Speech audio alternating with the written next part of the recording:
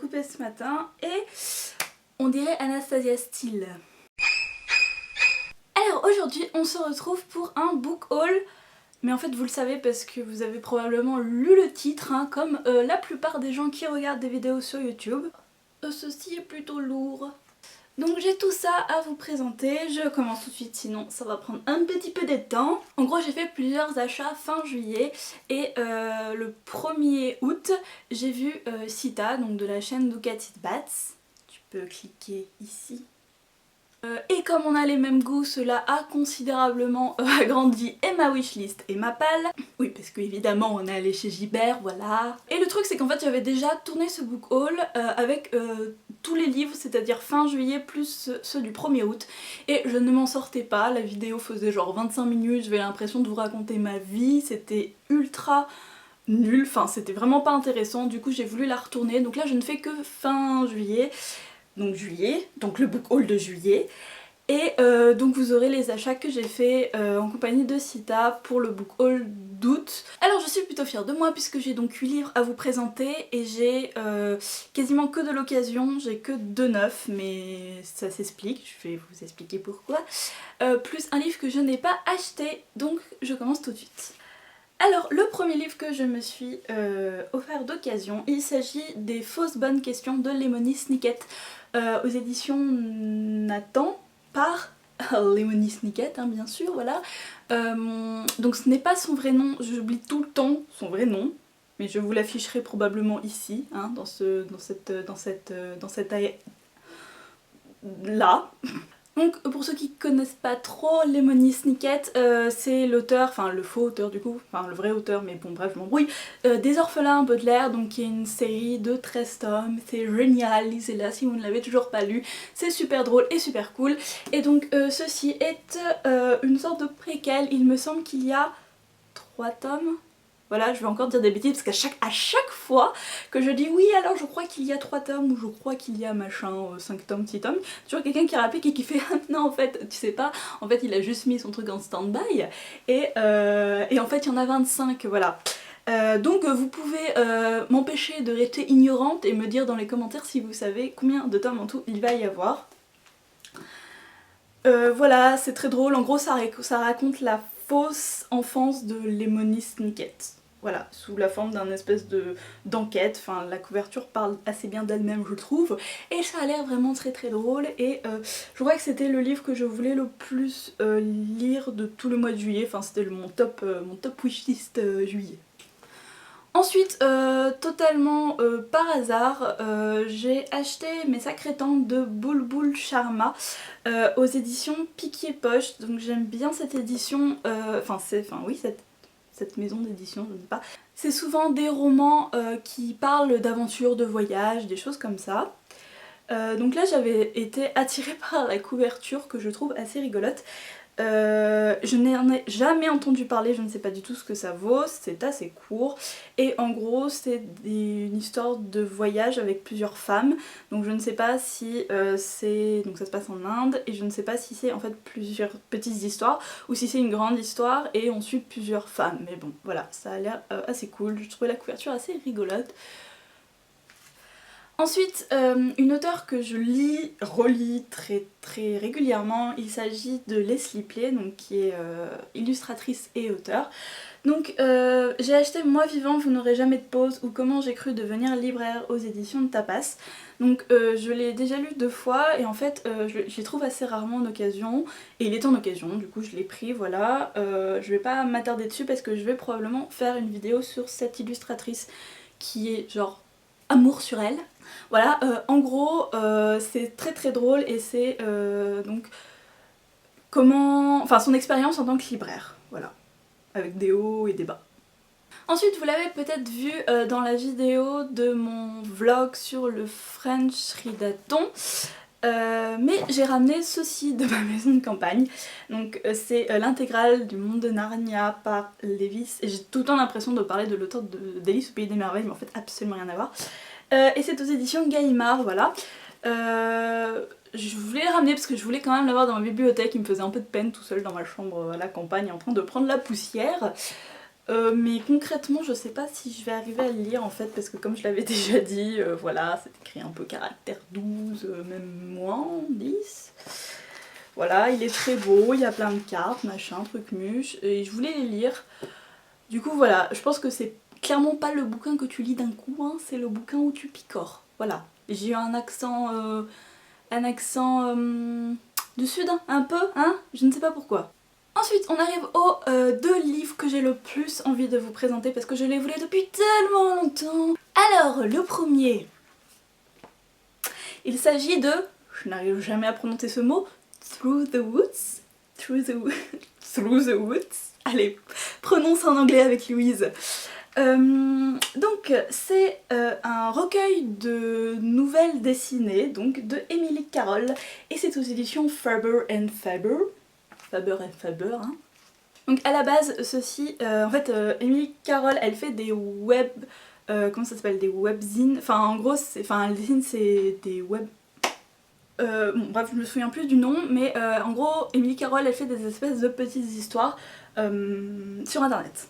Dessinées. Les histoires. Donc déjà, je suis extrêmement contente d'avoir l'objet livre dans ma bibliothèque parce que il est beau. Ce livre, il est beau. Il a un format un peu bizarre, je sais pas, voilà, c'est un format inconnu en France, hein, on dirait un peu un magazine, enfin, je sais pas, un catalogue Ikea. Et leur Ikea... Ouais, beau fouille, hein, il y a 10 cm en plus, hein. Mais bon, ma vanne marche quand même.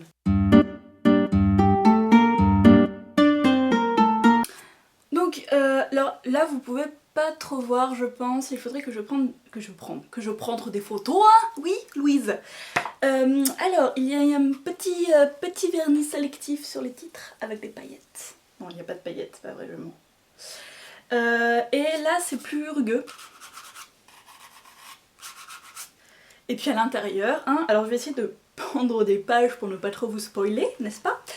Alors la mise en page est ultra belle et dynamique et cool, sachant quand même que quand les histoires sont publiées sur son site, d'ailleurs je vous mettrai les liens en barre d'infos, c'est vertical, c'est-à-dire que vous avez vraiment à scroller beaucoup pour lire tout. Du coup je pense que c'est elle, je ne sais pas, hein, qui s'est occupée de tout réorganiser pour que ça rentre sur des pages dans un format assez spécial. Du coup je trouve que c'est vraiment très bien réussi, ça apporte un vrai plus à l'histoire. Voilà, c'est sympathique, hein, c'est vivant, voilà, c'est pas pour les enfants. Hein. Mais c'est fort beau, j'aime beaucoup, je plus sois, voilà.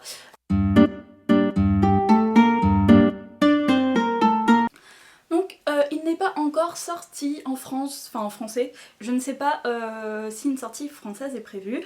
Après l'anglais est plutôt simple à comprendre, parfois c'est du vieil anglais donc parfois faut un peu relire pour les constructions de phrases etc.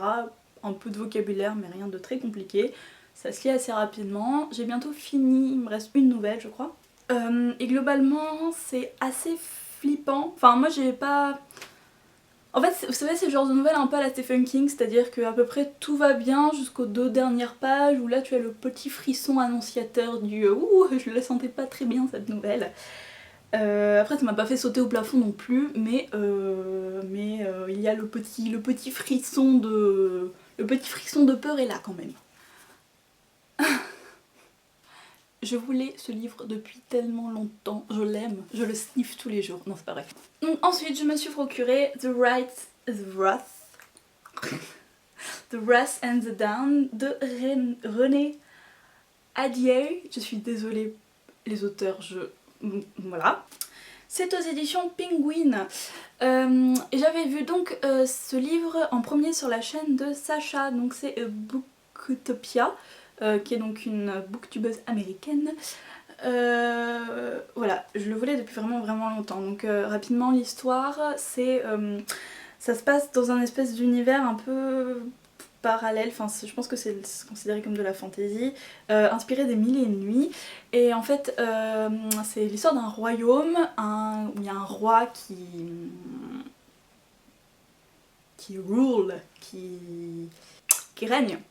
Bien Louise. Bilingue Louise. Donc c'est un roi d'une quinzaine d'années je crois qui règne sur ce royaume en reprenant la terreur. Et en fait en s'inspirant du conte des Mille et une nuits, il prend une nouvelle épouse tous les jours et tous les soirs je crois, enfin toutes les nuits, il l'assassine.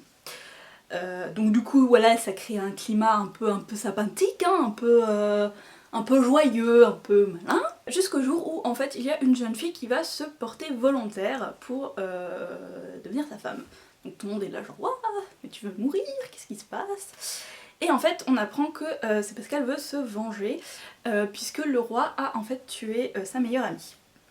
Voilà, ça c'est le plot du départ. J'en sais un peu plus, je ne vous en dis pas plus, mais j'ai vraiment très hâte de le lire. Et finalement les 2 livres qu'il me reste, ce sont des achats occasion de Gibert et en fait ils sont en excellent état, donc je suis très contente de mes trouvailles. Donc ce sont 2 livres de fantasy. Il s'agit du tome 1 de Martyr de Olivier Perroux aux éditions Angelu. Donc Perroux il sait faire un peu tout et n'importe quoi, hein, c'est-à-dire qu'il écrit le roman et c'est aussi lui qui a fait la couverture parce que c'est trop simple de juste écrire, si vous voulez, il faut aussi être illustrateur, etc. Là c'est un peu compliqué à résumer donc je vais faire ça très brièvement. En gros c'est l'histoire, enfin ça se passe dans un espèce de truc genre Moyen-Âge, enfin comme à peu près tous les bouquins de fantasy quoi, avec des dragons et tout. Et je ne sais pas s'il y a des dragons, hein, j'ai peut-être menti.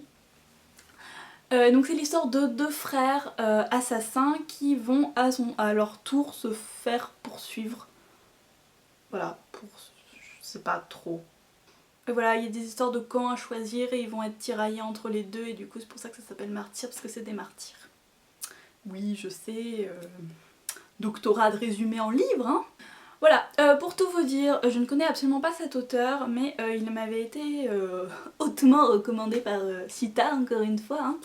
Je lui fais confiance et c'est vrai que ça me tentait bien depuis longtemps, donc on va voir ce que ça donne.